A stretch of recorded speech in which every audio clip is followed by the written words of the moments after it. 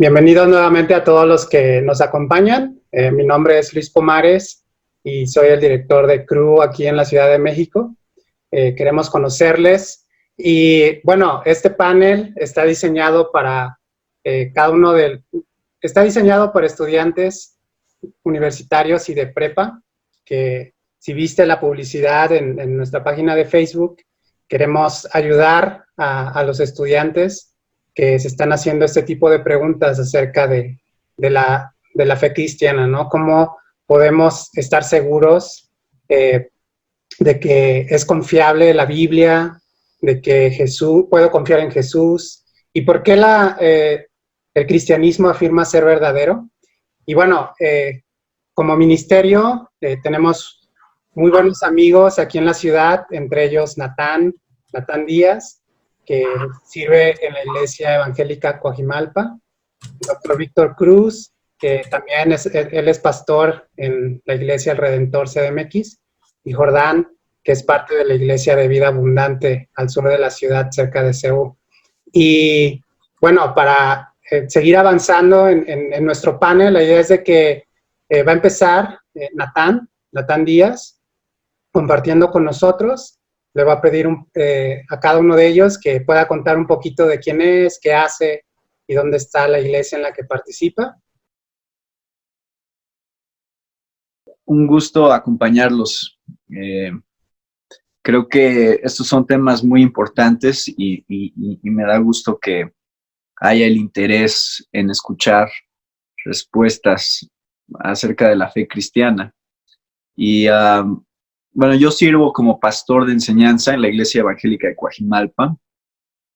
También he estado produciendo un programa de radio que se llama Clasificación A por 12 años, los últimos 12 años.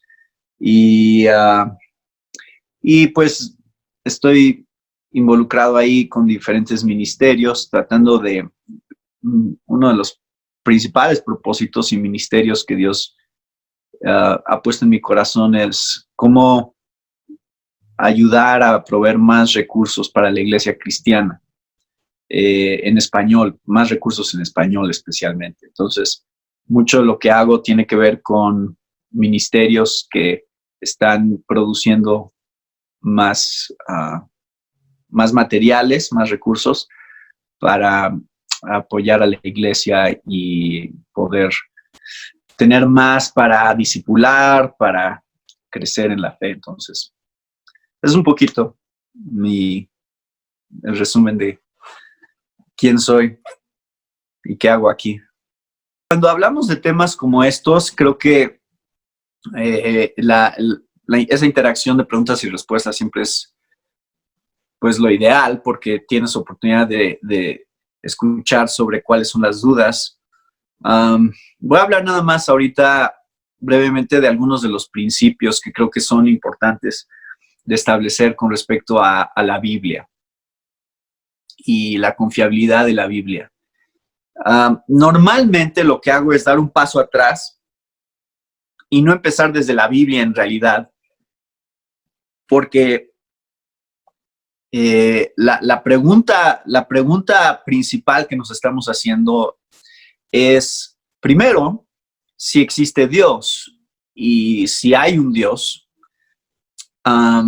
Claro que todas las evidencias que nos rodean están apuntando hacia la existencia de Dios, o por lo menos podríamos decir de un creador, de algo que es la causa original y final de todas las cosas. Algo más grande que nosotros, algo más grande que este mundo, algo más grande que nuestra propia existencia. Evidentemente nosotros no somos capaces de producir todo lo que hay, entonces debe de haber algo más que es capaz de producir todo lo que existe.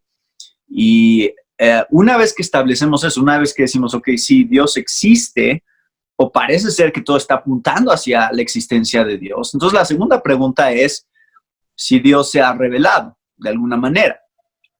Y entonces aquí es donde ya entra este tema de la Biblia, porque una vez que ya hemos reconocido la existencia de Dios, entonces la pregunta es si este Dios tendría interés en revelarse a sí mismo a nosotros.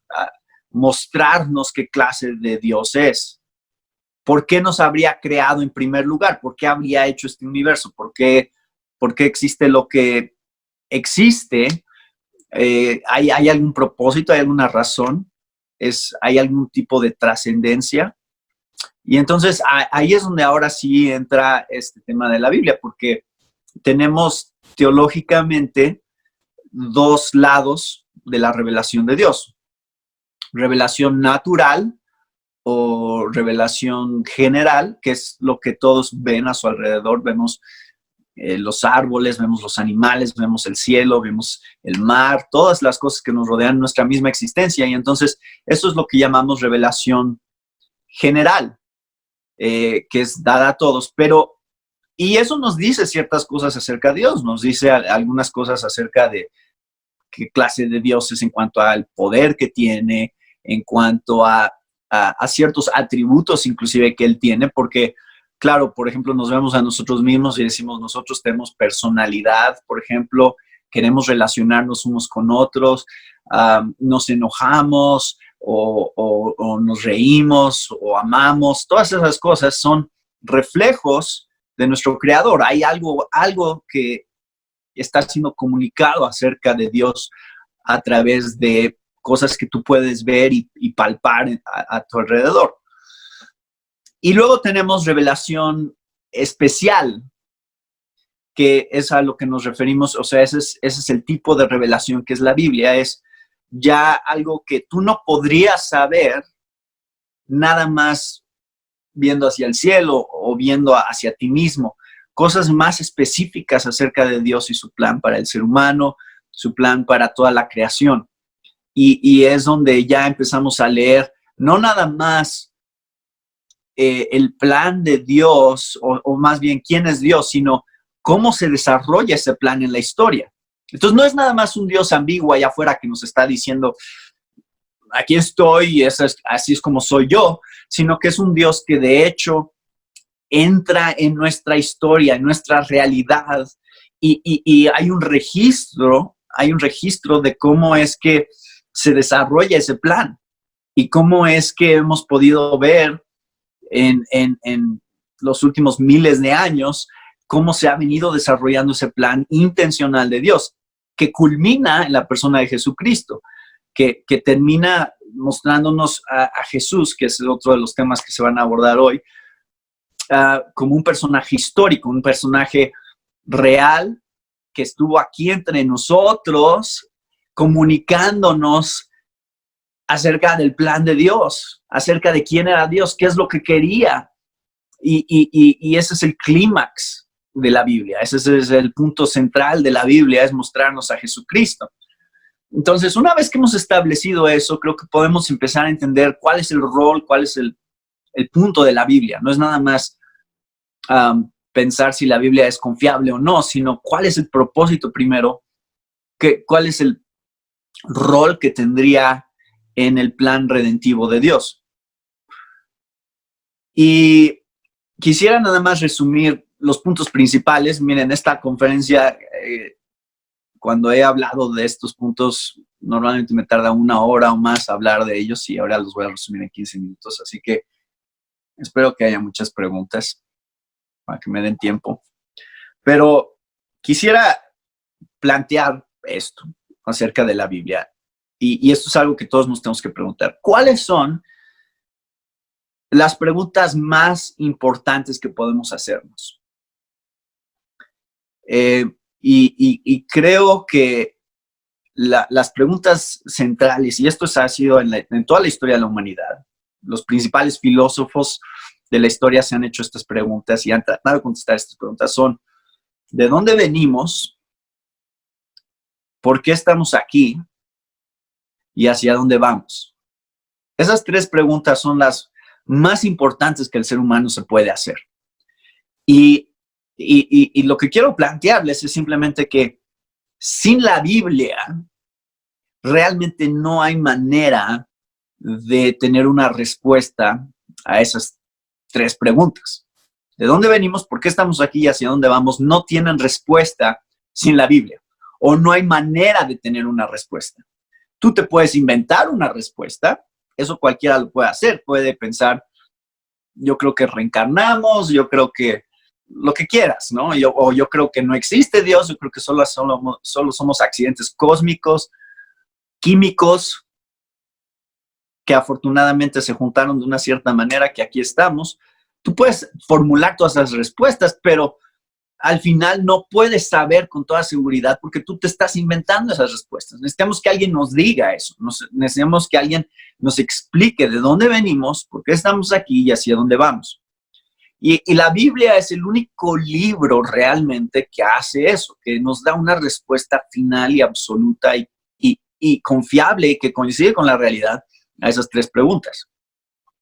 Entonces, desde Génesis vemos esto. O sea, desde Génesis podemos ver que nos explica en los primeros capítulos de dónde venimos, cuál es nuestro problema, que es de dónde viene el mal, de dónde vienen las cosas que no funcionan correctamente en este mundo y hacia dónde vamos, porque en Génesis, ustedes pueden leer, Génesis 3:15 es uno de los primeros versículos que ya está apuntando hacia una esperanza futura, el plan que Dios quiere desarrollar a través de su Hijo Jesucristo y del Mesías, al decir la simiente de la mujer y la serpiente van a tener este conflicto constante, pero va a terminar esa batalla en que la serpiente muerde el calcañar de la simiente de la mujer, pero la simiente de la mujer aplasta su cabeza.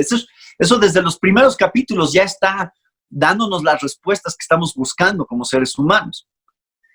Entonces, simplemente es plantear que sin la Biblia no tenemos realmente respuestas a las preguntas más importantes de la vida. Y lo que creo que podemos hacer, y aquí este es el siguiente paso para pensar si la Biblia es confiable o no, es compararla con otros libros que dicen ser revelación de Dios, que hacen el mismo tipo de afirmaciones. Esto es palabra de Dios. Cuando comparamos la Biblia con otros libros, entonces podemos ver si de veras Dios estuviera revelando a nosotros, ¿cuáles serían las características que mostrarían que realmente no es invención humana, sino es revelación divina? Tendría que haber ciertas cosas que pondrían en una categoría completamente diferente a la Biblia. Así es que lo que dice la misma Biblia, que la misma Biblia dice que es revelación de Dios, que esto es palabra de Dios.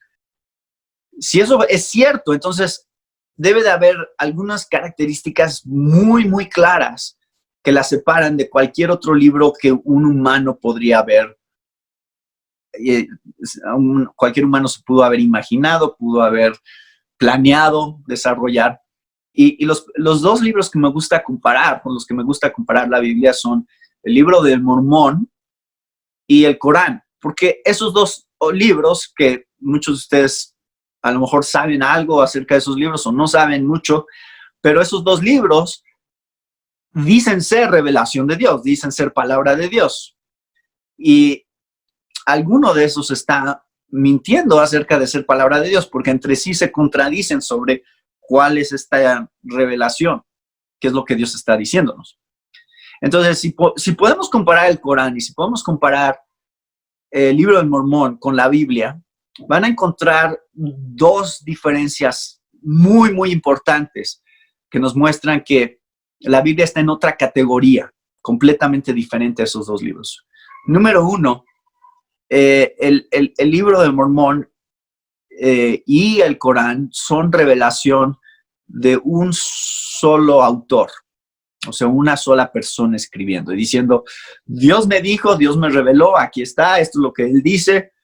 Y creo que si fuera yo suficientemente buen mentiroso y suficientemente ingenioso para engañar a la gente, a lo mejor yo podría convencerlos que Dios me ha revelado algo y decirles, miren, es que esto es lo que Dios me dijo y se los muestro y a lo mejor me creen. Eso no es tan difícil de hacer en realidad. Y Mahoma pasó algo muy parecido con Mahoma cuando recibió la revelación del Corán. con el Corán también es una sola persona en un solo momento de la historia que está diciendo esto es lo que Dios me dijo. Pero a diferencia de esos dos libros que dicen ser revelación de Dios, la Biblia es un libro que son más de 40 autores en un periodo de unos 1500 años escribiendo y desarrollando una narrativa que se armoniza y comunica una sola idea realmente. Que todo está apuntando hacia Cristo y la hora de Cristo y la necesidad, ahorita estoy estudiando el libro de Hebreos, la necesidad del derramamiento de sangre siendo desarrollada en todo el Antiguo Testamento para que cuando llegue Cristo los judíos puedan decir, sí, eso era a lo que estaba apuntando todo lo del sumo sacerdote y el día de la expiación y el sacrificio de los becerros, de los machos cabríos. Hay una unidad tan increíble en la Biblia que ningún ser humano pudo haber ideado, ningún ser humano podría haberse asegurado de empezar a escribir algo que tuviera ese tipo de continuidad. Si yo escribiera algo hoy, imagínense si yo escribiera algo hoy, ¿cómo podría yo asegurarme que en 1500 años otros 40 autores de diferentes trasfondos y de diferentes culturas y de diferentes, inclusive, idiomas, continuaran el mensaje y tuvieran armonía con mi mensaje, inclusive que ni siquiera supieran lo que otros estaban escribiendo, aún dentro de la misma época, ni siquiera a veces sabían lo que otros estaban escribiendo y que aún así hubiera continuidad? Todo eso está apuntando hacia un libro que realmente sí es divinamente inspirado, donde Dios está detrás. Y no hay ningún otro libro como este. O sea, tú puedes, otra vez, el Corán y el libro del Mormón son una sola persona en un solo periodo de la historia. Y esas dos diferencias son enormes, porque no requieren de inspiración divina para hacer eso. Pero la Biblia es única. No hay ningún otro libro con estas características. No hay ningún otro libro que se haya desarrollado de la manera en que la Biblia se desarrolló. Y claro, me puedo meter en toda clase de cosas. Cada uno de estos podría ser una conferencia. Cómo la Biblia tiene armonía en cuanto a lo que dice científicamente. No es un libro científico en realidad, pero habla de cosas que tienen bases científicas y armoniza con eso. Es un libro que habla de eventos históricos y armoniza con eso. También el libro del Mormón es un libro que no tiene ninguna corroboración histórica fuera de lo que está ahí. O sea, no hay fuentes externas que corroboren lo que está diciendo histórica y geográficamente. La Biblia sí. De hecho, hicimos un estudio del libro de Hechos en la iglesia y era increíble leer capítulo tras capítulo del libro de Hechos, donde Lucas, por historiadores contemporáneos, es reconocido como uno de los historiadores, bueno, como el historiador más confiable de la antigüedad. Porque una y otra vez han salido evidencias históricas y arqueológicas que corroboran todo lo que estaba diciendo Lucas que sucedió. El nombre de las ciudades, el nombre de los gobernantes, todo ese tipo de información, una y otra vez se ha mostrado como información verídica. Entonces, está ese aspecto, está también, obviamente, un montón de profecías cumplidas. En el libro de Daniel es increíble leer cómo se profetizó todos los imperios que iban a surgir después del imperio de Babilonia, el imperio medo-persa, el imperio griego, el imperio romano, con mucha exactitud. Ahora, muchos han querido cuestionar este tipo de cosas, pero hay tantas profecías y tantas cosas, especialmente las que están apuntando hacia el Mesías y a las características del Mesías que se cumplieron, que es imposible que una persona pueda planearlo de esa manera. O sea, no hay manera de que la inteligencia humana tenga la capacidad de orquestar ese tipo de exactitud y ese tipo de armonía a lo largo de los siglos. Entonces, esas son varias de las cosas que creo que son importantes considerar cuando estamos hablando de la confiabilidad de la Biblia. Cuando hablamos de la confiabilidad de la Biblia, ahora nada más quiero aclarar, la inerrancia bíblica no se refiere a, y podríamos hablar acerca de la crítica textual y cómo tenemos, cómo se formó el canon del Antiguo Testamento y cómo se formó el canon del Nuevo Testamento. Eso es súper importante también. Pero solo quiero decir entonces que nosotros como cristianos creemos que la Biblia, en sus autógrafos originales, en los manuscritos originales, lo que los autores escribieron originalmente, no hay errores, es completamente confiable en cuanto a lo que Dios quiere comunicarnos.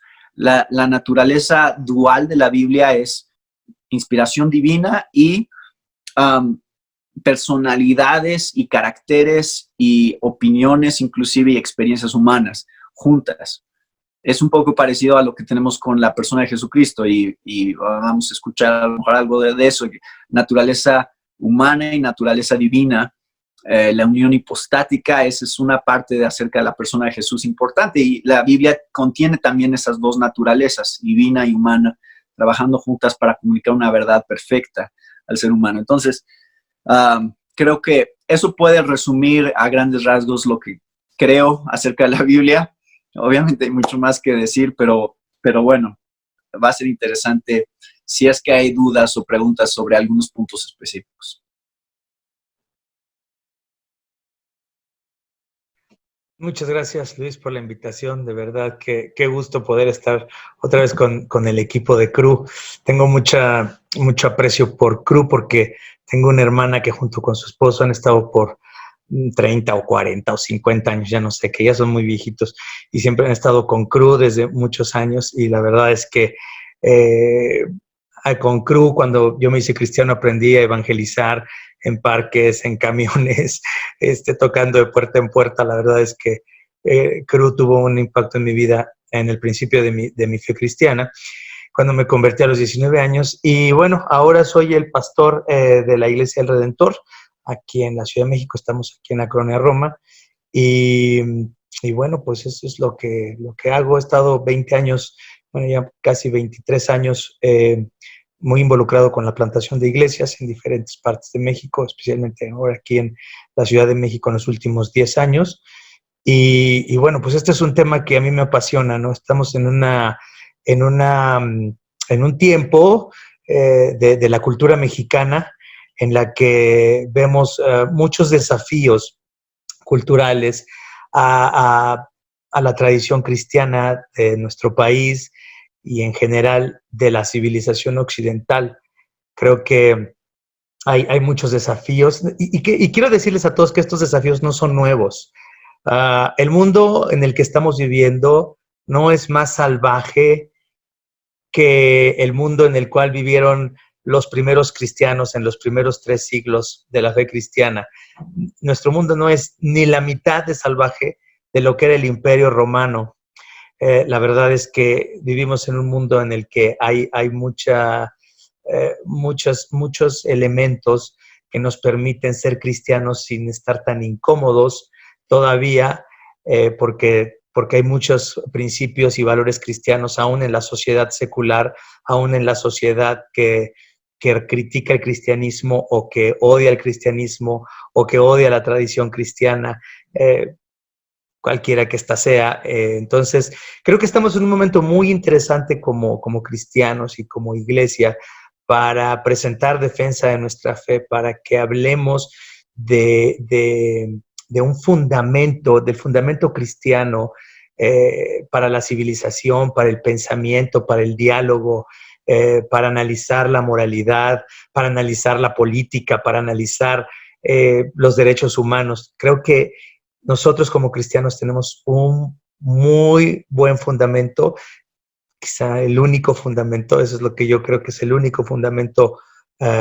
verdadero para todo lo que tiene que ver con el quehacer humano, para darle sentido a la vida y una razón de nuestra existencia y también una razón de por qué somos cristianos. Entonces, el tema que me encargaron hoy es ¿por qué el cristianismo es verdadero?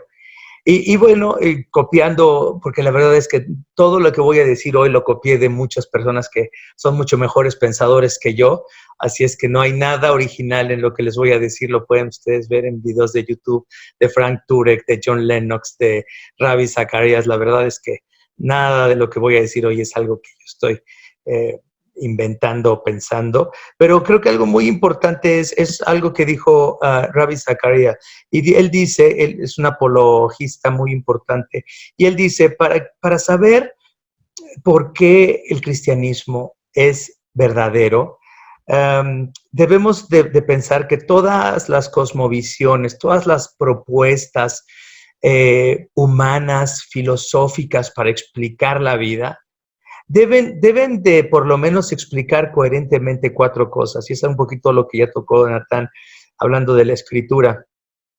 Cualquier cosmovisión, cualquier propuesta filosófica que nos hable acerca de la vida, del propósito y de todo lo que tiene que ver con las preguntas metafísicas, de dónde venimos, quiénes somos, para qué estamos aquí, cuál es nuestro destino, debe de responder coherentemente a esto. ¿De dónde vengo? ¿Cuál es mi origen? ¿Cuál es el significado de la vida? ¿Para qué estoy aquí? ¿Cómo debo vivir? La moralidad. ¿Qué es vivir una buena vida? ¿Qué es vivir una mala vida? Y un sentido de destino final, es decir, todo termina en la muerte, ahí se acaba todo. Entonces, creo que algo muy importante, ¿por qué podemos decir como cristianos que el cristianismo es verdadero? Es porque yo creo que el cristianismo nos da la explicación más coherente en estos 4 aspectos: origen, significado, moralidad y destino. Las personas normalmente, y en nuestro contexto católico romano, yo creo que muchos de ustedes han escuchado esto. Bueno, todas las religiones nos llevan a lo mismo. Es lo que nos dicen muchas personas que saben que somos cristianos. Todas las religiones nos llevan a lo mismo. ¿Para qué estás ahí con tu Biblia y la iglesia y tus grupos estudiantiles? Si todas las religiones nos llevan a Dios, todas las religiones tienen el mismo fin: que seamos buenas personas, que mejoremos como personas, que nos portemos bien. Eso es lo que tienen todas las religiones. El cristianismo no es diferente a todas las religiones, pero yo creo que en realidad entre las religiones las similitudes son superficiales, pero las diferencias son fundamentales. Esto es muy importante. Entre todas las religiones las similitudes realmente son superficiales, pero las diferencias son fundamentales a la hora de explicar nuestro origen, nuestro significado, la forma en la que debemos de vivir y un sentido de destino. Por ejemplo, si pensamos y comparamos el cristianismo con el budismo, en el sentido de cómo nos salvamos. Fíjense, el cristianismo nos dice que fuimos creados santos, perfectos, pero que nuestra humanidad, que la perfección de la humanidad bíblica incluía la posibilidad de dejar de ser santos y de ser buenos. Fíjense lo que estoy diciendo. El cristianismo nos explica ahí en el Génesis que Dios creó al ser humano bueno, perfecto y santo. Pero esa humanidad perfecta, esa perfección que Dios le dio al ser humano, incluía la posibilidad de dejar de ser santo y bueno. Es decir, Dios creó al ser humano perfecto y santo, pero puso en medio del huerto el árbol del bien y del mal, del cual dijo, no deben de tomar este árbol. Y todos los días Adán y Eva pasaban por ahí, veían en el centro del huerto estaba el árbol de la ciencia del bien y del mal, del cual no deberían de tomar. Dios no lo escondió, no lo puso por allá lejísimos para que no pudieran verlo. No, ahí estaba todos los días, parte de la santidad y parte de lo precioso y lo perfecto de la humanidad que Dios creó, era que en un momento determinado, estas criaturas de Dios pudieran tomar una decisión contraria a la voluntad de Dios, pudieran rebelarse en contra de Dios, pudieran decidir no amarlo. Y entonces decidieron finalmente nuestros primeros padres desobedecer a Dios, rebelarse en contra de Dios y determinar lo bueno y lo malo. Entonces, fíjense una cosa, el cristianismo explica el origen divino de nuestras almas, explica el origen divino de nuestras personas, explica por qué todos podemos entender los razonamientos morales de la misma, porque son los mismos términos en todas las culturas. Cuando los españoles llegaron al mundo prehispánico, no había nada en común entre esas dos culturas, una cultura medieval judeocristiana, una cultura prehispánica. Y sin embargo, al desarrollar el lenguaje, al irse entendiendo, al ir traduciendo, se dieron cuenta ambos grupos que los dos grupos podían definir los mismos valores, la fidelidad, el amor, la amistad, el honor, la vergüenza, lo malo, lo bueno. Fuimos creados por Dios de la misma manera, con una conciencia moral que está en nosotros. Entonces, lo primero que podemos explicar como cristianos es nuestro origen divino. En el segundo punto, podemos explicar por qué sufrimos, porque hay una doctrina del pecado que nos explica que nos hemos rebelado en contra de Dios y que ahora nosotros queremos determinar lo bueno y lo malo. Y entonces hemos usurpado el lugar que a Dios le correspondía. Y en lugar de que exista un solo Dios, como debe existir, al que debemos honrar y amar, ahora existimos 4,000, 5,000, 6,000 millones de dioses. Todos queremos que todo se someta a nuestra voluntad. Todos queremos hacer lo que nos da la gana. Todos queremos que los demás nos amen, nos admiren, nos reconozcan, nos adoren. Imagínense un mundo donde hay 6,000 millones de personas rebeldes, enloquecidas como nosotros, que queremos que los demás vivan para hacernos felices. ¿Por qué? Porque nosotros nos desligamos de Dios y ahora, así corrompidos por esa rebelión en contra de Dios, nos oponemos unos a otros y entonces vivimos infelices. Entonces robamos unos a otros, mentimos unos a otros, desprestigiamos unos a otros, despreciamos unos a otros, tomamos lo que no es nuestro, codiciamos lo que no es nuestro. Entonces el mundo está como está porque nos hemos rebelado en contra de Dios. Esto nos lo dice la Biblia clarísimamente, de una forma clarísima. Y la otra cuestión es que también la Biblia nos nos explica el sentido de eternidad que tenemos. Sabemos que la vida no puede terminar simplemente con la muerte. Sabemos que sería muy injusto que la vida terminara con la muerte. ¿Por qué? Porque entonces no habría justicia. Si todo termina con la muerte, si buenos y malos simplemente mueren y el mismo destino les toca a unos y a otros, entonces es un universo sin sentido. Pero sabemos que eso no puede ser. Todos anhelamos, todos queremos que haya venganza. ¿Están de acuerdo? Todos deseamos que haya venganza. Aunque tú te pongas hoy tu carita muy linda de buen cristiano y que eres muy lindo y que amas a todos, tú en el fondo quieres que alguien pague. Tú en el fondo quieres que haya personas que paguen por lo que han hecho. Y serías un monstruo si no quisieras que hubiera venganza, si no quisieras que hubiera justicia.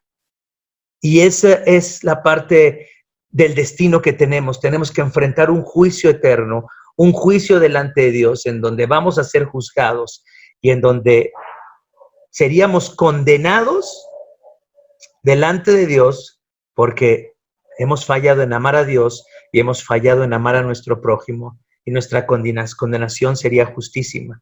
Pero ahora Dios, desde la eternidad, desde antes de que Adán y Eva tomaron del árbol de la ciencia del bien y del mal, había determinado, porque Él sabía todo lo que iba a pasar, había determinado salvar a esa humanidad caída, a esa humanidad rebelde, al enviar a su Hijo, a Emmanuel, a Dios con nosotros, al hombre Dios, en donde la verdadera humanidad de Cristo y la verdadera divinidad de Cristo son capaces de redimirnos. Y entonces Cristo vive la vida que nosotros no podemos vivir. Cristo muere la muerte que merecíamos por nuestros pecados y además Cristo ha resucitado. Y ahí viene también la segunda parte de nuestro destino, la explicación de nuestro destino. Nosotros no vamos a vivir con los angelitos tocando una trompeta por la eternidad. Nosotros no vamos a estar viendo que los aviones pasen ahí en las nubes. No vamos a ir a tener un picnic con mi abuelita, con tu abuelita, con nuestros tíos. No, no, no, no, no. Eso no es el destino final. El destino final es la resurrección de los muertos, un cuerpo nuevo, cielos nuevos, tierra nueva. Vamos a ir a un banquete a donde se nos van a servir, dice Isaías, cosas engordadas. Imagínate un ribeye con toda su grasa, bien doradito por fuera, rosado por dentro, vinos nuevos. Vamos a ir a una celebración en donde no vamos a ser fantasmas, vamos a comer como Cristo comió el pescado asado que le ofrecieron los discípulos para demostrarles que había resucitado. Entonces, la esperanza cristiana está basada en la resurrección. Ahora, la gente dice, eso suena muy bonito, Víctor, pero la verdad es que no existe la verdad, todo es relativo, tú tienes tu verdad, Víctor, ustedes los cristianos los felicito por su verdad, los felicito por todo lo bueno que hacen, se tratan de portarse bien, yo tengo mi verdad y tu verdad y todo esto. No, existe una verdad. La persona que te venga y te diga, no existe la verdad, todo es relativo, tú tienes tu verdad, yo tengo la mía. Al final de su argumento solamente hazle una pregunta. Esto lo dice Frank Turek bien claro. Lo único que tienes que preguntarle a esa persona que dice que la verdad no existe, tienes que preguntarle, ¿lo que me estás diciendo es cierto? ¿Es verdadero lo que tú me estás diciendo? ¿Eso que me está diciendo es verdad? Eso es lo único que tienes que preguntar a la persona que niega que existe una verdad absoluta. Lo único que tienes que preguntarle es, ¿lo que me estás diciendo entonces es verdad? O sea, lo vas a destruir totalmente. Se va a dar cuenta de que es absurdo argumentar, aún decir que el cristianismo es falso, aún decir que el ateísmo es verdadero. Ya es una posición que se destruye a sí misma. Entonces, los cristianos, el cristianismo es verdadero porque nosotros afirmamos que la verdad existe y podemos demostrarlo aún en los argumentos contrarios a la fe cristiana. Podemos demostrarles que la verdad sí existe. Porque si no existe, entonces no podemos discutir nada, ni afirmar nada, ni creer nada, ni siquiera lo que los ateos o los no creyentes afirmen. Eso es algo muy importante entender. La segunda cuestión es que ahora, por ejemplo, en el mundo científico, se ha llegado a una conclusión que es muy importante para nosotros como cristianos conocer más e informarnos más acerca de esto. Se ha llegado a la conclusión de que realmente el tiempo, el espacio y la materia provienen de la nada. Esa es ahora la escuela más nueva, científica, empírica. El espacio, el tiempo y la materia se originan de la nada. Exactamente como dice la Escritura, que Dios creó todo, no de una materia, no de algo que existía, sino con el poder de su palabra. Es decir, de la nada. No había algo que existía antes hasta que Dios habló y esas cosas existieron. Entonces, los ateos dicen, ay, pero ¿por qué le llaman ustedes Dios? ¿Por qué quieren llamarle Dios a esa causa que no tiene causa? Al que mueve todo, pero que es inamovible, a ese ser eterno. ¿Por qué ustedes quieren darle una personalidad? Bueno, pues la verdad es que no podemos pensar que todas las cosas que vemos y que nuestra propia naturaleza, que tiene una personalidad, puede provenir de la nada. Es más,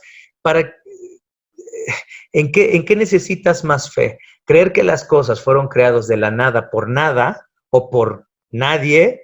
¿O creer que las cosas fueron creadas de la nada por alguien con un propósito? Porque además todos estamos buscando un propósito en la vida.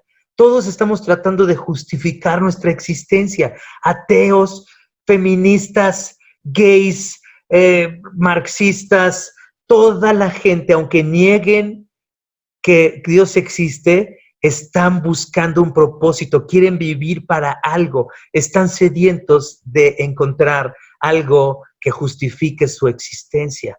¿Por qué? Porque fuimos creados con un propósito. Y como estamos en rebelión en contra de Dios, pues no podemos hallar ese propósito.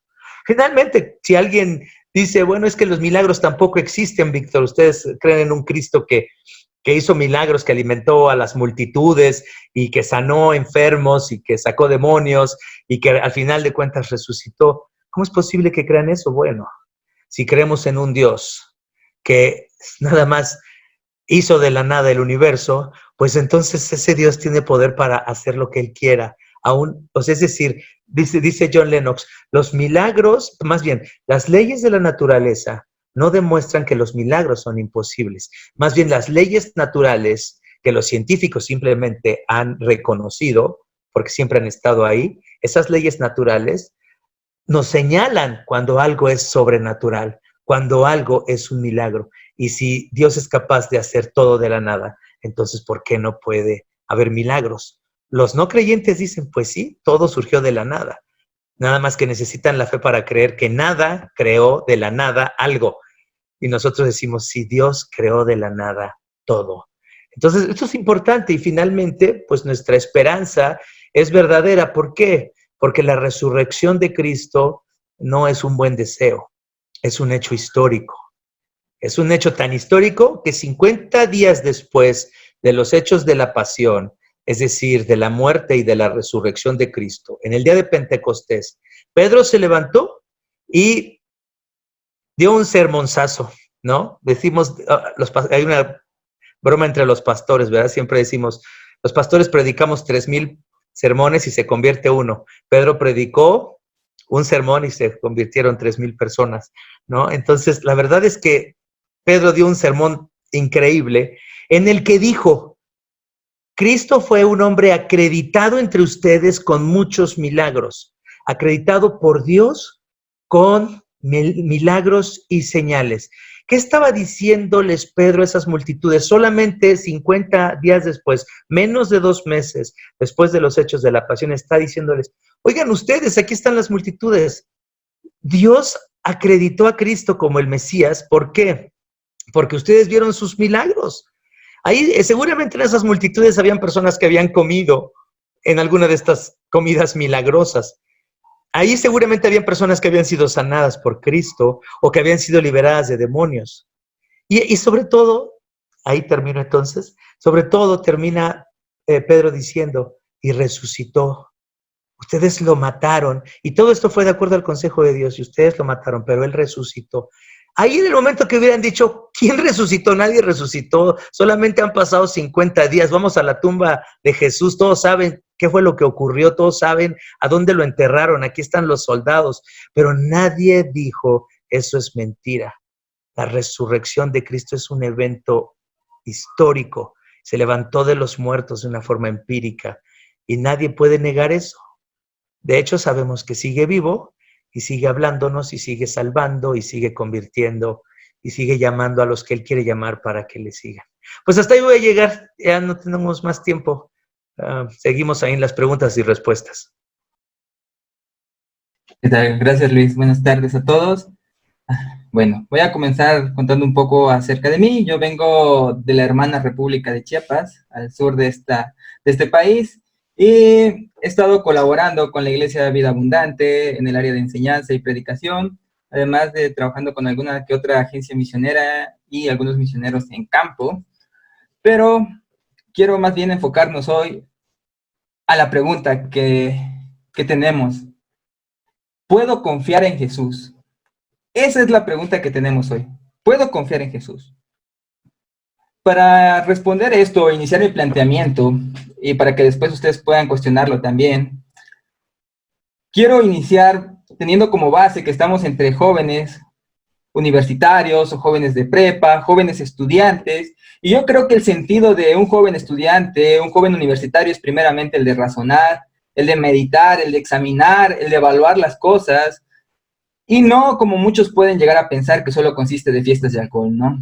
Entonces considero que no estamos ante gente como la Biblia describe como simples, que creen todo y dan por sentado todo lo que se les dice, sino que evalúan, meditan y examinan cada una de las cosas.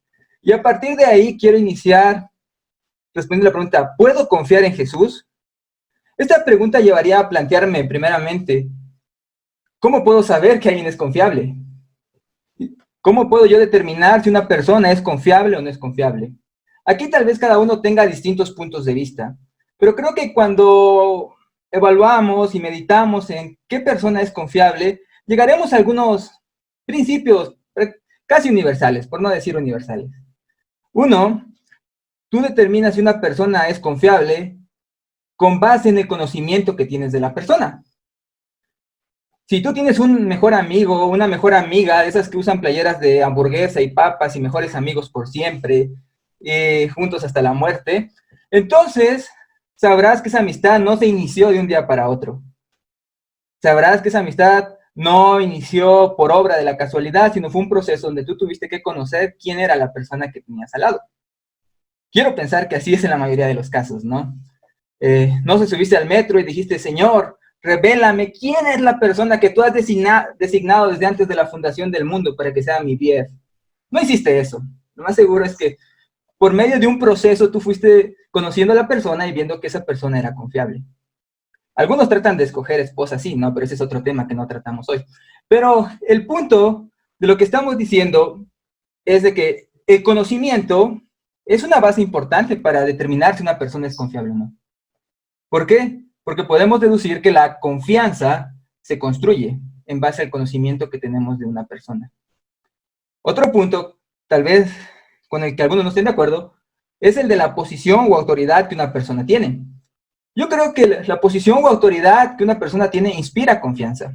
Tú si te sientes mal, no vas al doctor y no le dices, doctor, espéreme, antes de que me evalúe, que me revise, voy a hacer un examen Ceneval para ver si usted sabe lo que está haciendo y de ahí me puede dar mi evaluación. No, normalmente confías en que él sabe lo que está haciendo por la posición o la autoridad que tiene en determinado hospital o centro médico. La posición que él ocupa te inspira confianza y ahí hablamos de una confianza que se inspira. Ahí podemos ver el caso de un maestro, un pastor, un líder de jóvenes, alguien que solo por el hecho de tener cierta autoridad o posición puede inspirarte confianza. Entonces ya vemos una confianza que se inspira y una confianza que se construye. Ahora, un tercer punto, y creo que es muy determinante con respecto a esto, es los actos y palabras de la persona. Creo que ese sería un punto central a la hora de hablar de qué tan confiable es alguien. ¿Por qué? Porque con sus actos o con sus palabras, la confianza que se construye o la confianza que se inspira se puede venir abajo. Puede ser derribada plenamente, completamente, y no quedar más confianza. ¿Quién de los que está aquí nunca ha sido traicionado en su confianza? ¿O quién de los que está aquí nunca ha traicionado la confianza de alguien más? Y tomando estos tres puntos que creo que van a ser casi universal en el sentido para determinar si alguien es confiable o no, quiero responder esto acerca de Jesús. ¿Puedo confiar en Jesús? Bueno, de manera personal yo diría absolutamente sí. No hay nadie más confiable que Jesús. Es claro y eso es evidente que es para mí. Que para mí Jesús es la persona más confiable que pueda existir. Pero no voy a partir de mi experiencia personal, lo que claramente estaría muy inclinado, ¿no? Y de hecho, seamos sinceros, mi respuesta va a estar inclinada, yo creo en Jesús. Entonces, respondamos si Jesús es confiable, no solo de mi propia experiencia, sino de lo que las escrituras, que ya nos hablaba Natán, de cómo es la palabra de Dios, si lo que las escrituras dicen sobre Jesús lo vuelve confiable o no. También, no sé qué tanto tengan de cercanía con el cristianismo los que están aquí, pero todos van a coincidir conmigo si han estado tantito cerca de una iglesia cristiana, si se pararon en la puerta y escucharon aunque sea una canción, que casi todo lo que declaramos gira en torno a Jesús pagó por mis pecados. Espero que si haya sido una iglesia cristiana hayas escuchado eso. Entonces, Jesús pagó por nuestros pecados. Pero quiero meditar acerca de qué tan confiable es Jesús, pasando de este principio que todo el cristianismo sostiene, a una declaración que encontramos en Hechos 20-28. Esta declaración dice: tengan cuidado de sí mismos y de todo el rebaño sobre el cual el Espíritu Santo los ha puesto como obispos para pastorear la iglesia de Dios que Él adquirió con su propia sangre. Claro, entiendo que este pasaje habla primeramente a los líderes de una iglesia ubicada en Éfeso. Ok, eso es verdad. Pero yo quiero que pongamos en el lente en la declaración final de este pasaje. ¿Qué es la declaración de cierre de este pasaje? Dice, la iglesia de Dios que Él adquirió con su propia sangre. Si meditamos y enfocamos en lo que aquí se nos está diciendo que Dios adquirió a la iglesia con su propia sangre. Y esto lo vuelve una declaración maravillosa, porque si tomamos en cuenta lo antes dicho, que Jesús es el que dio su vida por la iglesia, entonces podemos deducir que aquí se nos está diciendo que Jesús es Dios que pagó por la iglesia con su propia sangre, o que adquirió a la iglesia con su propia sangre. Y esta declaración acerca de quién es Jesús nos dice tres cosas muy importantes acerca de Jesús. Una, Jesús es Dios. Jesús es Dios que adquirió a la iglesia con su propia sangre. Bueno, coincidiremos de manera también general, creo, que cuando hablamos de Dios, como ya lo han explicado Víctor y Natán, hablamos de la causa inicial de todas las cosas. Pero también en las Escrituras vemos que Dios es la causa final de todas las cosas. Es decir, todo fue creado por Él y para Él. Todo existe para Él. Entonces, que Jesús sea Dios, se nos está diciendo que Jesús es el creador de las cosas, que Jesús está en sintonía con el carácter de Dios revelado por las mismas Escrituras. Entonces eso haría de Jesús alguien santo, perfecto, amoroso, misericordioso, recto, íntegro, veraz y todos los atributos que se le dan a Dios. Además de alguien todopoderoso, omnisciente, eterno y cada uno de los atributos que corresponden a Dios en las Escrituras. Entonces, si todos esos son los atributos de Dios en las Escrituras, y las Escrituras dan a conocer que Jesús es Dios, ¿quién podría argumentar que Jesús no es confiable? ¿Quién podría decir, Jesús no es confiable? Bueno, alguien cuestionará. Es que tú no puedes creer en el Jesús de las Escrituras. Es ilógico que tú pienses que un hombre puede hacer semejantes actos, puede llevar a cabo semejantes milagros. Pero aquí, al afirmar algo así, estamos ignorando qué es lo que las Escrituras dicen de Jesús. Una, dicen que Jesús es Dios. Y yo no creería en un hombre que se parara acá fuera de mi casa y me dijera, ¿sabes qué? Soy Dios. ¿Y cómo me compruebas que eres Dios? Pues no puedo hacer nada que tú no hagas, pero soy Dios. La verdad, yo pondría en tela de juicio si ese hombre realmente está diciendo la verdad. Yo esperaría que si alguien declara ser Dios, pudiera ser más allá de lo que cualquier simple hombre pudiera hacer. Sería para mí el sentido común, lo lógico, que si alguien afirma ser Dios, esperaría por lo menos que él pudiera mostrar un perfecto dominio de la naturaleza si él la creó. No sé, tal vez calmar una tormenta o caminar sobre las aguas. Desearía ver en él un carácter como el de Dios, que se vea completamente amoroso, íntegro, misericordioso, que se vea completamente veraz en todo lo que dice, que se pueda parar delante de sus enemigos y decir, ¿quién de ustedes me puede acusar de pecado? Y que nadie pueda argumentar algo efectivamente en contra de él. Eso es lo que yo esperaría de alguien que dice ser el Dios que revela en las Escrituras. Eso es lo que yo esperaría. ¿Y qué dicen las personas que conocieron a Jesús? Los autores de los evangelios o los autores de las cartas como Juan, Pedro, Jacobo, Judas. ¿Qué dicen ellos?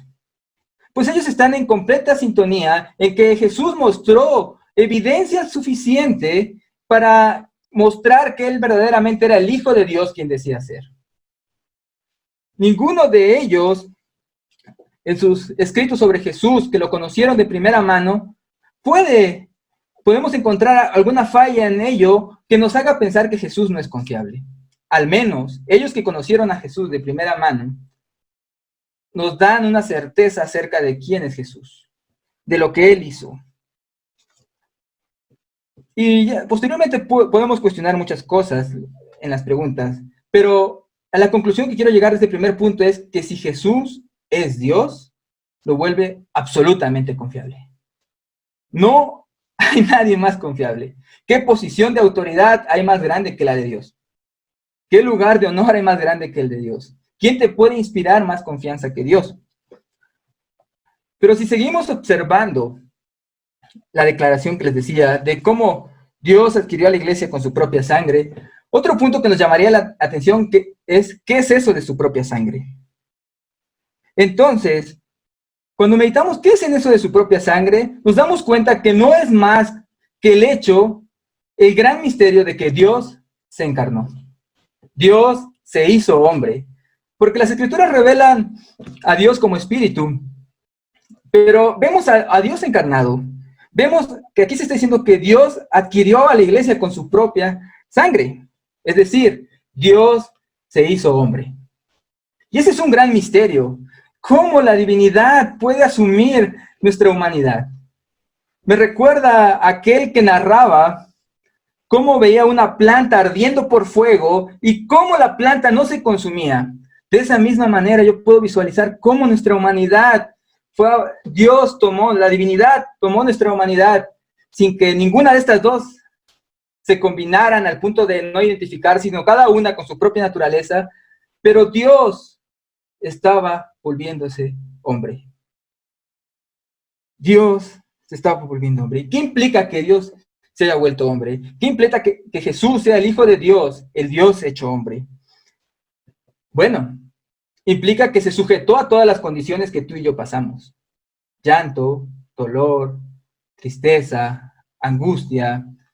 Pasó por hambre, por sed y por todas las condiciones. Vivió la experiencia humana completa. Y una experiencia humana como la que nosotros vivimos, ¿no? De dolor, de tristeza, sufrió, lloró. Es decir, Él pudo experimentar todo lo que nosotros, y esto le da el poder comprender nuestras debilidades. Si ya el hecho de que Jesús sea Dios lo volvía a alguien confiable, ahora el hecho de que Jesús es Dios hecho hombre y que entiende perfectamente cada una de nuestras debilidades, cada una de nuestros problemas, cada uno de nuestros dolores, tristezas, no lo vuelve aún más confiable. No lo vuelve aún más confiable de lo que Él es. Y por si fuera poco, tenemos todavía un punto más. Dice que Él la adquirió con su propia sangre. ¿Y qué es eso de adquirió? ¿A qué nos apunta eso que la adquirió? Nos apunta a la obra que Jesús hizo. Si nos preguntamos de dónde vienen las guerras, el hambre, la destrucción, todas las penalidades de las cuales hoy tú y yo enfrentamos muchas veces, la Biblia respondería que el ser humano es un ser creado a la imagen de Dios, pero que se rebeló en contra de su creador. Un ser caído.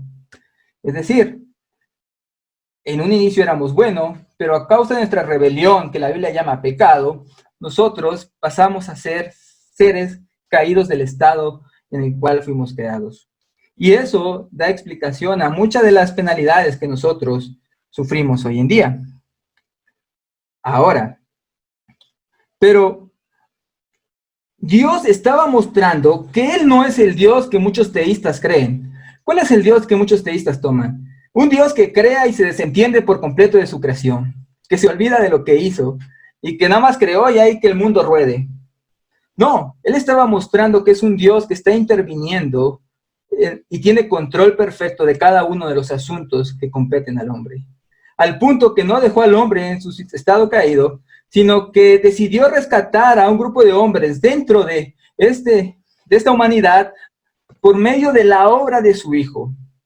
El Hijo, que ya vimos que es Dios hecho hombre, vino para cargar sobre Él nuestra maldad, para vivir la vida perfecta que tú y yo no podíamos, para hacer lo que tú y yo no podíamos hacer, y sobre Él fue cargado toda nuestra maldad. Él sufrió el pago que debía hacer contra nosotros. Esa es la afirmación que hace la Biblia acerca de Jesús, que sobre Él cayeron todo el justo juicio de Dios que era para nosotros. Y yo no puedo pensar en alguien que haya hecho una obra más maravillosa por mí. No puedo pensar en alguien que haya hecho algo más asombroso por mí. Jesús pagó por mis pecados. Él, siendo Dios hecho hombre, pagó por mis pecados. Si alguien así no es confiable, entonces ¿quién? Yo retaría a que se junten 10 personas, hagan una mesa redonda y usen todos los recursos que tengan a la mano para crear una persona más confiable que Jesús. Hagan su modelo de la persona más confiable que puedan imaginar en su condición humana. Y se van a dar cuenta que al comparar a esta persona con Jesús, Jesús es infinitamente más confiable. Jesús va más allá de lo que yo pueda crear o pensar. Él es totalmente confiable y absolutamente confiable. Y he partido todo esto claramente desde la perspectiva del Jesús bíblico, más allá del Jesús histórico. Porque mi motivación no solo es convencerte de que Jesús existió. ¿Por qué? Porque yo creo que existió Hitler, pero no, eso no lo vuelve confiable. Y también porque creo que la confianza es algo que debe ejercerse. Yo podría venir acá y convencerte de que inviertas tu dinero en una empresa porque es la más confiable que hay.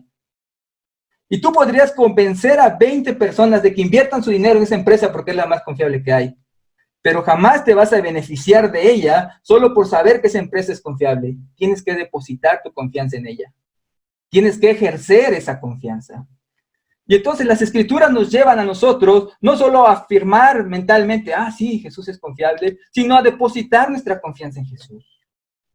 Y joven, no hay tarea más apremiante, no hay tarea más importante que el decir, Jesús es confiable o no. Deposito en Él toda mi vida, toda mi esperanza. Porque de eso va a depender toda tu vida en la prepa, en la universidad, en el trabajo, con quién te casas, qué haces. Incluso va a depender cómo vas a morir. Todo va a girar en torno a que tú creas o no que Jesús es confiable. Y todo lo que tú escojas como opción para vivir implica fe. Si tú decides ser ateo, va a implicar fe. Tú jamás vas a poder comprobar que Dios no existe.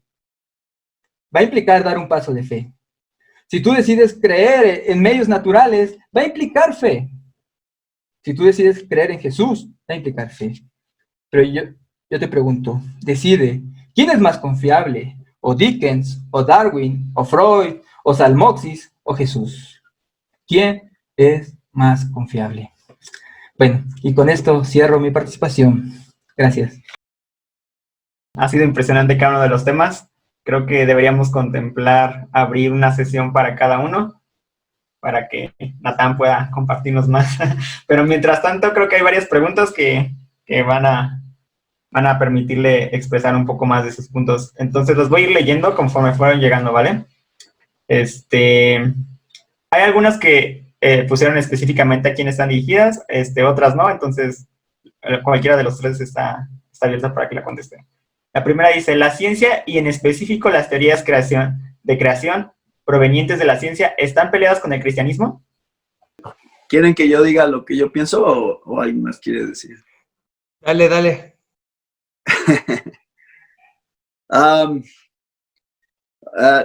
No, nada más les voy a decir brevemente una clave aquí.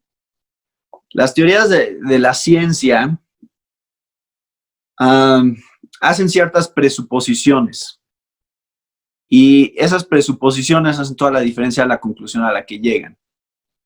Y yo diría que uno de los claves, creo que mencionaron ahí específicamente creacionismo y uno de los debates que surgen cuando ves la Biblia a la luz de las teorías científicas, una de las principales tiene que ver con la edad de la Tierra o la edad del universo, si tenemos realmente miles de millones de años de existir o solamente miles de años, si Dios creó todo en realmente 6 días literales de 24 horas o si tardó también millones de años en crear todo. Pero nada más quiero decirles que una de las cosas que tienen que considerar cuando escuchan estas teorías es una presuposición que viene no de Génesis 1 y 2, sino de Génesis 6, 7, 8, que tiene que ver con el diluvio. Esa presuposición es lo que llamamos ya sea catastrofismo o uniformismo o uniformitarianismo. Hay varias maneras como le llaman. Pero esa presuposición nos lleva a diferentes conclusiones con respecto a las conclusiones científicas. Entonces, creo que ahí es algo que nada más tienen que considerar. Obviamente hay que leer un poquito más y estudiar un poquito más sobre ese tema, pero creo que cuando en la ciencia hacen ciertas presuposiciones, la principal es una presuposición naturalista, de que no necesitamos a Dios para que todo lo que exista, exista. Entonces, cuando tú haces esa presuposición, pues vas a buscar encontrar toda clase de explicaciones para poder decir, aquí estamos y no necesitas tener a Dios para que aquí estemos, todo tiene una explicación natural. Sin embargo, claramente se necesita de algo sobrenatural para que algo exista. Víctor dijo algo de esto, ¿no? O sea, ¿cómo puede surgir algo de la nada? Eso es imposible, eso es científicamente imposible, lo cual significa que algo tiene que originar todo lo que existe, y si algo origina todo lo que existe, tiene que haber una causa final y absoluta de todas las cosas, o una causa final que no es causada, lo cual te llevaría a la conclusión de que Dios sí existe y que su capacidad creativa es una capacidad sobrenatural que no se puede explicar por medio de las leyes naturales, porque Él mismo creó las leyes naturales. Entonces, en algún momento entran en existencia las leyes naturales y eso es un evento sobrenatural en sí. Ahora, creo que todos tienen que tener la capacidad de creer en que todo eso es sobrenatural, ¿no? El hecho de que tú y yo estemos aquí es algo increíblemente asombroso. Si alguien de ustedes tiene hijos, o cuando tengan hijos, el ver que un ser humano entra a esta tierra es un evento que yo considero sobrenatural. Cómo una vida empieza a existir, nadie de nosotros podemos hacerlo. Nadie de nosotros podemos nada más mezclar químicos y hacer que una vida empiece a existir, ni siquiera de un insecto. Entonces, creo que la Biblia explica perfectamente esas cosas. Y eso que decía del catastrofismo y el uniformitarianismo es una presuposición importante, porque la edad de la Tierra, si tú asumes que todas las condiciones que tenemos hoy han existido siempre iguales, entonces sí, requieres de miles de millones de años para que todo lo que existe hoy se dé. Porque, por ejemplo, las capas geológicas, dirías, ok, ¿cómo se hace una capa geológica? Bueno, tarda millones de años en formarse esa capa, porque así es como sería hoy en día. Pero si tú tomas en cuenta lo que Génesis 6 narra sobre el diluvio, entonces te das cuenta que una catástrofe de esa naturaleza que cubre toda la Tierra, de hecho es una explicación más lógica de todo lo que nos rodea. Espérenme. Okay, creo que salió, ¿verdad? Y ahorita regresa. Está bien. Natán. Pues si quieres... Mientras podría añadir algo a lo que estaba diciendo Natán, que también hay diferentes cristianos evangélicos que comparten diferentes opiniones con respecto a las teorías de creacionistas, de cómo creó Dios el mundo. Entonces, no hay una sola posición cristiana, ortodoxa, evangélica, sobre la cuestión de cómo creó Dios, con los detalles de cómo creó Dios el mundo. Entonces, porque además ese no es el propósito del libro de Génesis. Cuando Moisés está estableciendo esta narrativa para que los israelitas que están saliendo de Egipto sepan quiénes son y de dónde vienen, cuál es su origen. Entonces, Moisés realmente lo que está queriendo es darles una explicación de la creación que tiene que ver con la identidad del pueblo de Israel como un pueblo elegido entre la humanidad. Y entonces, ese es el propósito de Moisés. Es un propósito que tiene que ver con la historia de la redención. Moisés no quería explicarles cómo funcionaban los astros y cómo circulaba los planetas alrededor del sol, nada de eso. Entonces, algo muy injusto que a veces se hace cuando se habla de las teorías de creacionismo y se quiere dar muchas explicaciones acerca de cómo hizo Dios las cosas. debemos entender que estamos imponiendo en el texto bíblico algo que el texto bíblico no quiere explicarnos ni quiere decirnos. Obviamente, también podemos cometer errores al interpretar Génesis 1 y Génesis 2 y especialmente la parte del diluvio. Podemos cometer errores que nos llevan a ser incongruentes con el resto de la Escritura, si no tenemos cuidado. Entonces, tenemos que entender que no debemos imponer a la Escritura un aspecto científico de nuestro tiempo para explicar algo, porque ese no era el propósito de la Biblia, sino que tenemos que entender que había un propósito y que era este propósito del autor original, que entre los que creemos que de la forma más tradicional de la Escritura, que Moisés está escribiendo toda esta revelación para que los israelitas entiendan de dónde vienen, quiénes son, por qué fueron elegidos, cuál es el problema del mundo y por qué y cuál es el papel que ellos juegan en esta historia de la redención. Entonces, sí hay varias teorías creacionistas, pero no todas llegan al mismo punto. Entonces, creo que es muy útil reconocer eso, nuestra limitación para comprender desde nuestra perspectiva científica un texto que no tiene el propósito científico de explicar la creación. Y lo que dice Natán es muy importante. Hay mejores interpretaciones que tienen que ver con la evidencia también científica, y hay unas que no son tan buenas. Entonces hay que estudiar un poquito más y elegir una, pero no hay un consenso tampoco evangélico con respecto a cómo utilizar los diferentes ideas acerca del creacionismo y cómo están reflejados en el libro de Génesis. Bueno, no sé si podemos pasar a otro punto. No llegó Natán. Ah, sí está Natán, ya llegó. Natán, vamos a la siguiente pregunta. Y si tienen dudas, mándenle ahí al programa de Natán todas las preguntas que quieran. Él se la pasa, no duerme en las noches cuando graba sus programas porque está escribiéndoles a todos sus fans. Entonces, escríbanle a Natán con más preguntas. Otra pregunta. Sí, creo que la siguiente también va para Natán. Dice, ¿cómo o quién decidió poner los libros que componen la Biblia y por qué quitaron los libros apócrifos? Esa es buenísima pregunta. Y eso podría ser toda una conferencia, pero les doy el resumen.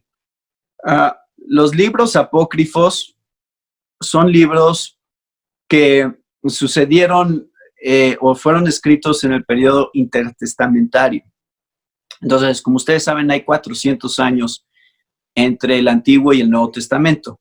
En ese periodo es que se escribieron esos libros.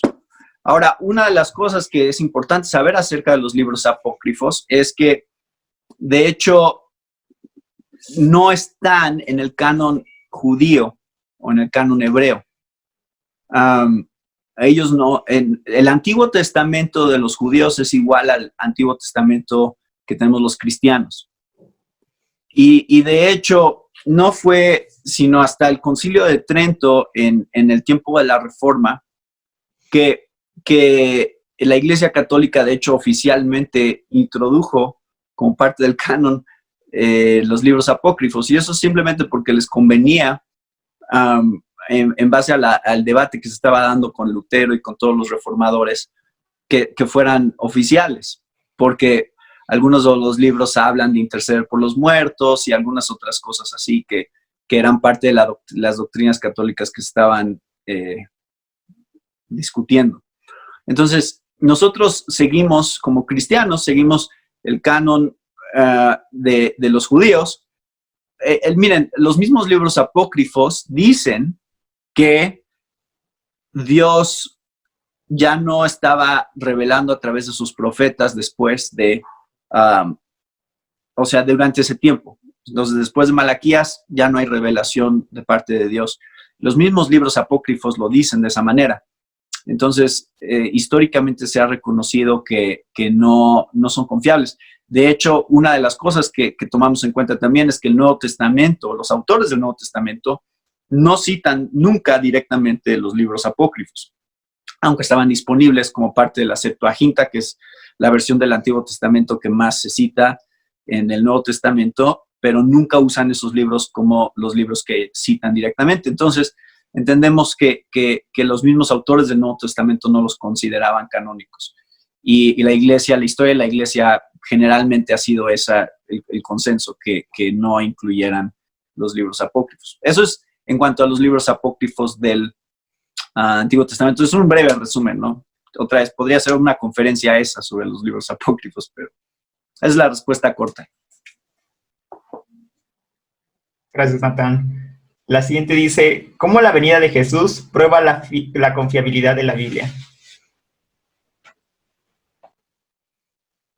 ¿La primera venida de Jesús? ¿O la segunda? No sé.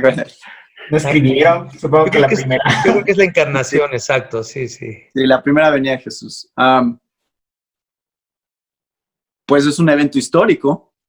O sea, está corroborado. Fuera de la Biblia, la vida de Jesús está mencionada en muchos otros documentos históricos. Entonces, sabemos que lo que nos está explicando que sucedió en ese periodo de la historia es confiable. Ahora, la misma historia está dividida de esa manera, ¿no? Antes de Cristo y después de Cristo. Entonces, creo que no hay mucha duda de que algo pasó en ese momento de la historia que fue revolucionario. ¿De dónde surgió el cristianismo? ¿Qué es lo que hizo que el cristianismo creciera de la manera que creció en todo el mundo? Ahí está. Y la evidencia que tenemos delante de nosotros hoy es una prueba de que hubo un evento revolucionario hace casi 2000 años, ¿no? Bueno, y también yo añadiría un poquito la idea de, pues si solamente vemos Isaías 53, si leemos Isaías capítulo 9 o el capítulo 7 de Isaías, solamente si leyéramos eso de Isaías, escrito casi 700 años antes del nacimiento de Cristo, pues la verdad es que la descripción del ministerio y de la persona del Mesías, pues es totalmente congruente con el Cristo histórico. Entonces yo creo que yo no sé cómo le hacen los judíos cuando en su Biblia, en su Torá y en sus profetas leen estos capítulos, y cuando ven al Cristo histórico no sé cómo pueden negar la realidad de la evidencia de que Cristo es el cumplimiento, pues de lo mismo que dijo Cristo, de todas las escrituras, porque todas las escrituras, recuerden cuando va caminando con los discípulos en el camino de Emaús, dice que les empezó a explicar otra vez desde Moisés y los profetas para decirles cómo todas las escrituras hablaban sobre él. Entonces, yo creo que la evidencia del mismo texto bíblico del Antiguo Testamento se cumple perfectamente todo en Cristo, ¿no? Entonces, creo que esa es otra evidencia pues, muy, muy importante, interna de la Biblia. Gracias. La siguiente es para Víctor. Bueno, son 3. ¿Por qué creó Dios el árbol del bien y del mal? ¿Acaso no quería que estuviéramos con él? ¿Por qué dejó que Satanás se acercara? Sí, muy buenas preguntas. Bueno, yo creo que la Biblia misma nos explica esto. Entonces, tenemos que entender que Dios es soberano. ¿Están de acuerdo? La Biblia nos dice que Dios es soberano, que Él hace lo que quiere, que Él causa la herida, que Él sana, que Él hace todo lo que Él quiere. Entonces, tenemos que entender que al crearnos a su imagen y a su semejanza, al crearnos para una comunión con Él, al crearnos para una relación, porque eso es lo que Dios quería. La Trinidad, como un producto del amor de la Trinidad, es esta creación en la que Dios invita a otras criaturas a unirse a esa comunión, a esa comunidad de la Trinidad, a unirse a ese amor, a esa gloria, a esa eternidad, a esa capacidad creadora. Y entonces parte de la identidad y parte de la imagen divina era que estas criaturas, a diferencia del Creador, pudieran cambiar su naturaleza de ser santa y perfecta a caer, a ser una naturaleza caída. ¿Y por qué lo creó? ¿Por qué es perfecto que Dios haya creado el árbol de la ciencia del bien y del mal? Porque de alguna forma Dios tiene el poder para haber creado a un ser que no tuviera libertad para elegir relacionarse con Dios o no. Parte de la dignidad que Dios nos ha dado en su imagen es que podamos relacionarnos con Él si queremos o no queremos. De hecho, existe el infierno, ¿no? Y dice C.S. Lewis, el infierno es el último monumento, la última forma de Dios para reconocer el libre albedrío. Al infierno van a ir todos los que quieren estar en el infierno, todos los que no quieren tener nada que ver con Dios. Entonces, la idea del árbol es, yo quiero relacionarme con seres que voluntariamente quieren relacionarse conmigo, que voluntariamente quieren amarme. Es como si tú tienes una novia y te la robas, la encierras en un cuarto y le dices, tú no vas a amar a nadie más que a mí. Eso es amor, eso se puede llamar amor. O sea, no puedes obligar a una persona a que te ame. Y entonces Dios tenía el poder para obligarnos a amarlo o para crearnos de tal manera que no fuera posible rechazarlo. Pero entonces no estás en una relación de amor. Para que haya una relación de amor tiene que haber voluntad, tiene que haber el deseo, tiene que haber el reconocimiento de la otra persona, la apreciación de la otra persona y la decisión de amar a la otra persona. Y si no hubiera existido el árbol de la ciencia del bien y del mal, pues nunca hubiera podido el ser humano realmente relacionarse con Dios de una forma libre, de una forma sincera, genuina. Porque Dios es todopoderoso y pudo haber hecho robots que lo amaran, que nunca cambiaran. Pero eso no fue lo que él pensó. Pensó que era mucho mejor poner el árbol de la ciencia del bien y del mal ahí para mostrar también su amor a criaturas caídas y que después de ser redimidos, ahora ya como cristianos podemos levantarnos todos los días. Ahora lavados por la sangre de Cristo podemos levantarnos todos los días y decides todos los días si quieres leer tu Biblia, si quieres orar, si quieres depender de Dios, si quieres vivir en santidad, si quieres, todos los días lo decides. Todos los días tú dices, yo quiero más de ti, Señor, yo quiero estar en comunión contigo. ¿Por qué? Porque el sacrificio de Cristo ha hecho posible esa comunión ahora con Dios, pero es voluntaria. Hay días que no quieres nada con Dios, hay días que te rebelas en contra de Dios, y hay días en que te escapas de Dios, y hay días en que huyes de Dios, como lo hizo Adán y Eva. Pero por causa de Cristo ya no somos esclavos, ya no vamos a ser desechados porque fallamos. Ahora somos hijos, y dice, y el Hijo permanece para siempre. Entonces ahora Dios nos tendrá que corregir, nos tendrá que dar nuestras nalgaditas si queremos pasarnos de listos, pero estamos en una relación de amor con Él y podemos hacerlo voluntariamente o no. Eso se ha restaurado por causa de Jesús. La otra parte de la pregunta, ¿cuál era? Porque la primera del árbol de la ciencia del bien y del mal, y la segunda, ¿cuál era? De Satanás, ¿por qué permitió que entrara? ¿Por qué permitió que entrara Satanás? Esta es una pregunta buenísima. Algo muy importante es que entendemos cuando leemos el Génesis que Dios no estaba distraído y que de pronto Satanás entró en el huerto, ¿no? Entonces, sabemos que Dios no estaba descuidado, sabemos que tenía que venir la prueba para Adán y para Eva. Y Dios ha decidido también soberanamente, y lo podemos ver ahí en Job, en el primer capítulo de Job, cómo Dios ha decidido también utilizar a Satanás como este agente que desea el mal, como este agente que acusa, como este agente que es, y recuerden la palabra Satanás significa el adversario, el enemigo, ese es el significado de la palabra Satanás, el adversario, el enemigo. Entonces, tiene también que venir este ser y manifestarse a través de la serpiente y venir y platicar con Eva y decir, mira, ustedes pueden ser como Dios, ustedes pueden hacer lo que ustedes quieran.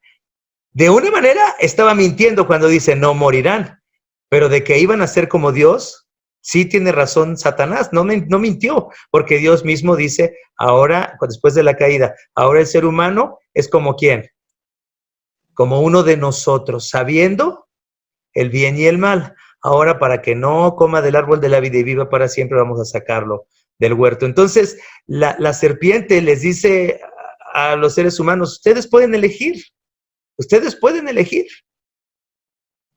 ¿No van a morir? Bueno, en un sentido no murieron, en otro sentido murieron todos, pero en el otro sentido van a ser como Dios el día que coman de ese fruto. Es verdad, Dios le permite al ser humano tomar las riendas de su propia vida y ahora definimos el bien y el mal de acuerdo a nuestro criterio, de acuerdo a, como dice Nietzsche, de acuerdo a quien tenga el poder para imponer su concepto de bien y el mal sobre otros.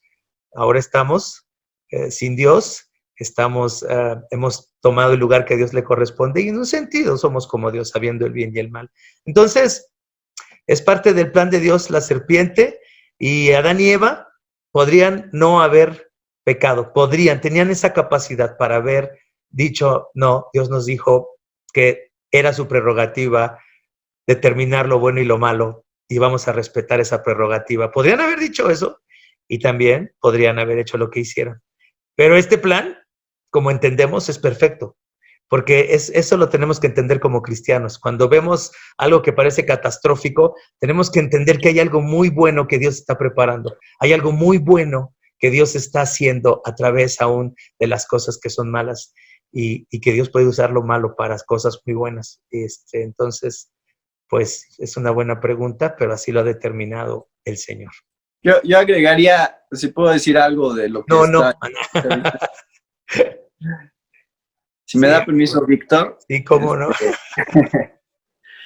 Que, miren, hay una presuposición también con la que a veces se llega a la Biblia, que es pensar que la Biblia realmente nosotros somos el centro, que todo se trata acerca de salvar al ser humano y hacer al ser humano feliz, y eso es el punto de todo. Y realmente no lo es. La Biblia no se trata realmente acerca de nosotros, se trata acerca de la gloria de Dios. Y entonces, el plan que Dios haya permitido que surja desde el principio hasta el final, es el plan que más lo va a glorificar a Él. Y parte de ese plan que más lo glorifica a Él es la rebelión del ser humano, el pecado, la caída, Satanás, toda la manera en que se está desarrollando la historia. De hecho, es la manera en que más va a traer gloria a Dios, y es por eso que está sucediendo de la manera que está sucediendo. Y tenemos que recordar eso, o sea, que yo no estoy al centro de esta historia, Dios está al centro de esta historia, y entonces eso hace que cambie un poco esa perspectiva de pensar que Dios está siendo injusto y por qué lo hiciste así, no así. Bueno, si al final Dios es más glorificado, así será. Y creo que esa es la mejor explicación que encontramos que la misma Biblia nos está dando con respecto a por qué suceden las cosas como suceden, ¿no? Solo para agregar a lo que ya mencionó Víctor. Muchas gracias. Vamos a tener 2 preguntas más. Y hay muchísimas preguntas, por el tiempo no podemos poner todas, así que los animamos a que puedan unirse a un grupo a debatir estas. Ya Víctor dijo que por ahí está el foro de Natán, que les puede contestar. Entonces los animamos a que, si no fue contestada su pregunta aquí, pues la puedan hacérsela llegar más tarde, ¿no? Entonces, la siguiente es para Jordán. Dice, ¿cómo funciona la soberanía de Dios teniendo en cuenta el libre albedrío que nos da? Ok, muy bien. Bueno. Te tocó la más fácil de todas. ¿Se me escucha? ¿Puedes poner tu volumen? Ahí, un poco acá. Bueno, ¿me escuchan? Perdón, no escuché el comentario de Natán, pero me imagino que fue bueno. Bueno, voy a empezar a responder diciendo que soy un poco partidario de Ginebra, ¿no? O sea, el sentido de que, definiendo qué es el libre albedrío, para empezar. O sea, la concepción de que muchos han determinado que es el libre albedrío es el hecho de que el humano nace naturalmente neutro y que él tiene la capacidad de decidir si es bueno o lo malo. Ahora, si desde ahí partimos que el libre albedrío es eso, de que el humano es por naturaleza neutro y que él escoge entre el bien y el mal, pues para nada comparto la idea del libre albedrío y tendría que reconciliar ni la soberanía de Dios con el libre albedrío, porque para mí el libre albedrío desde esa óptica no es bíblico. Porque el hombre no está naciendo desde una perspectiva neutralmente, neutral, no nace neutral, sino para mí es claro en la revelación de las Escrituras que él nace con una naturaleza corrompida. Él nace inclinado al mal, él nace deseando hacer lo malo, y entonces todo lo que el hombre piensa, todo lo que el hombre siente y todo lo que el hombre lleva a cabo con su voluntad, están inclinados y están dominados por esa naturaleza que él tiene. Entonces, a partir desde ahí, el libre albedrío, para mí, desde esa posición de neutra, no sería una posición muy bíblica, ¿no? Tal vez, al igual que Calvino, reconocería únicamente el libre albedrío en las primeras criaturas, ¿no? En Adán y Eva. Pero de ahí, todos los demás nacimos en una condición pecaminosa, inclinada al pecado y con una naturaleza inclinada al pecado. Ahora, yo puedo ver en las Escrituras que de alguna manera la soberanía de Dios no anula la responsabilidad de las criaturas. Porque entiendo que más bien la pregunta del libre albedrío va a la responsabilidad que una criatura puede tener ante su creador al hacer algo o un acto. Quiero pensar que desde esa perspectiva es que se está planteando la pregunta. Lo primero que debemos tomar en cuenta, y creo que un baño de humildad a la hora de querer hablar de Dios, es que ignoramos más de lo que conocemos. Realmente no tenemos todas las respuestas de los por qué de Dios. O sea, ¿por qué esto? ¿Por qué aquello? ¿Por qué el otro? Realmente no tenemos todas las respuestas. Tendríamos que salir de las Escrituras muchas veces para argumentar una respuesta a por qué Dios hace muchas cosas. Pero para mí esa es una de las cosas que me encantan de Dios. Porque si yo creyera en un Dios del cual yo puedo explicar cada cosa que Él hace, yo puedo hablar de cada detalle que Él hace, cómo nació, cómo hizo, qué hizo, por qué lo hizo, y puedo dar una respuesta a cada una de las cosas que Dios hace, ese Dios fue creado por mí. Cuando estamos hablando de Dios, pienso primeramente que estamos hablando de un ser superior a nosotros. Intelectualmente, en sabiduría, en perfección, en todo es superior a nosotros. Y si yo evalúo un niño, digamos que ustedes como adultos son superior intelectualmente, ¿no? Conocen más, tienen más sabiduría, o al menos eso es lo que esperamos, ¿no? De que lo que puede tener un niño. Y el niño muchas veces no puede examinar y cuestionar todos los asuntos de Dios, de su padre, y decir, mi padre hace esto, por aquello, o lleva a cabo esto por lo otro, y no puede dar una respuesta argumentada de por qué su padre se va todos los días a las 8 de la mañana, ni qué hace en la oficina, ni qué hace cuando regresa. Porque no tiene la capacidad para hacerlo. Desde ese punto de vista, muchas veces, ese es un Dios que yo considero superior a mí, el que no anula mi lógica para meditar, pensar y llegar a la conclusión de que Él es real, pero que tampoco puedo sondear todos sus misterios y conocer absolutamente todo lo que Él dice. Si llegara a ser así, pensaría que es un Dios que yo creo. Entonces, a partir de ahí, lo que yo puedo ver en el testimonio de las Escrituras es que todo es parte de un plan soberano de Dios. Dice que desde antes de la fundación del mundo, Él nos escogió para que fuésemos santos y sin mancha delante de Él, y en amor nos había predestinado para ser adoptados hijos suyos por medio de Jesucristo. Y la razón que dan las Escrituras es según el puro afecto de su voluntad. Es lo que dice el apóstol Pablo, ¿no? Según el puro afecto de su voluntad. Por otro lado, veo que Dios en su soberanía ha decretado todas las cosas y que Él tiene el perfecto control de todo. Por otro lado, veo que la soberanía de Dios no anula la responsabilidad del hombre. Para mí el caso, ejemplo, sería el faraón. La Biblia dice que Dios endureció su corazón. Ese era el decreto divino de Dios, que el corazón de Faraón fuera endurecido. Ya le había dicho a Moisés, tú vas a ir con él y cuando llegue su corazón y voy a endurecer su corazón. Pero por otro lado, las Escrituras dicen que Faraón endureció él mismo su corazón. Y el hecho que Faraón haya endurecido a él mismo su corazón lo hace responsable delante de Dios de eso. Pero él solo estaba obrando de acuerdo a su naturaleza. Entonces yo creo que desde ahí, la soberanía de Dios no anula la responsabilidad del hombre, Creo que el concepto de libre albedrío como el ser humano neutro no es compatible en su totalidad con las escrituras. Con excepción de Adán y Eva, pero aún así ellos, conforme al plan y el decreto soberano de Dios desde antes de la fundación del mundo, esto iba a pasar, ¿no? Porque él había propuesto para su gloria redimir a todos los escogidos por medio de Jesucristo. Y esa es la respuesta que puedo dar en cuanto a la soberanía de Dios y la libre determinación de los hombres, ¿no? El hecho de que el hombre pueda escoger. Creo que no somos moralmente neutros, creo que somos pecadores y por tanto necesitados de una gracia divina que nos ayude a voltear nuestro corazón hacia Dios. Y eso es lo que vería, y desde ese punto, pues, no tendría que reconciliar mucho la soberanía de Dios con el libre albedrío, que no considero muy bíblico. Si quieren, puedo recomendar unos libros.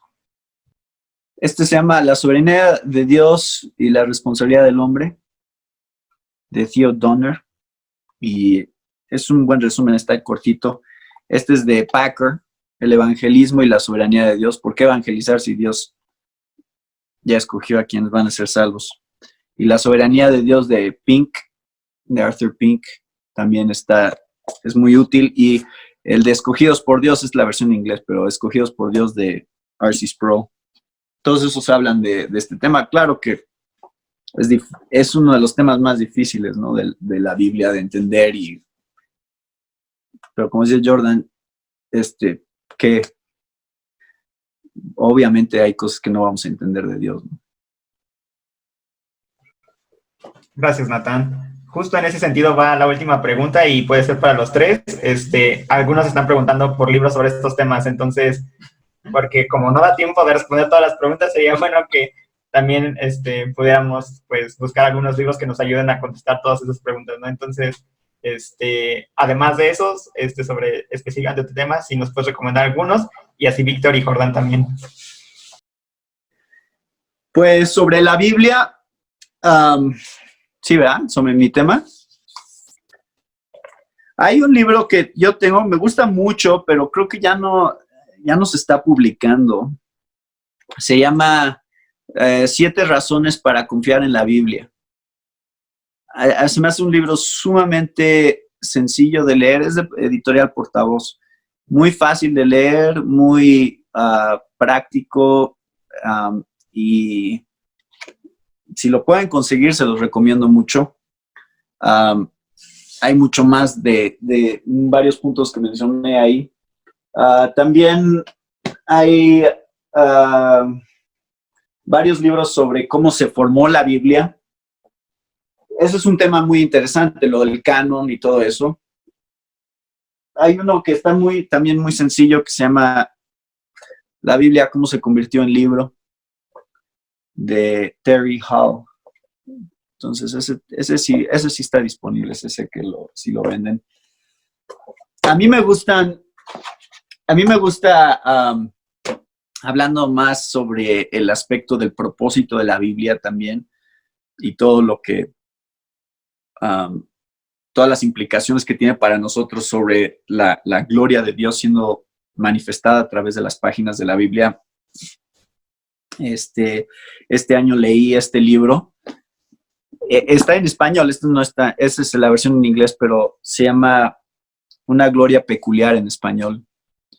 Y es de John Piper y es sobre la manera en que la Biblia se muestra veraz a sí misma, hacia nosotros, y refleja la gloria de Dios. Entonces, y hay otros 2 libros que hay después de ese también, pero esos son algunos de los libros que yo recomendaría sobre la Biblia. No sé si quieren, hay más, o sea, de hecho, inclusive pueden leer la teología sistemática de Grudem, la sección de bibliología. Habla también sobre el canon, y es un buen resumen también de por qué la Biblia es confiable, cuáles son las características de la Biblia, la inerrancia, la perspicuidad de la Biblia. Esos son algunos recursos fáciles, ¿no? De leer. Sí.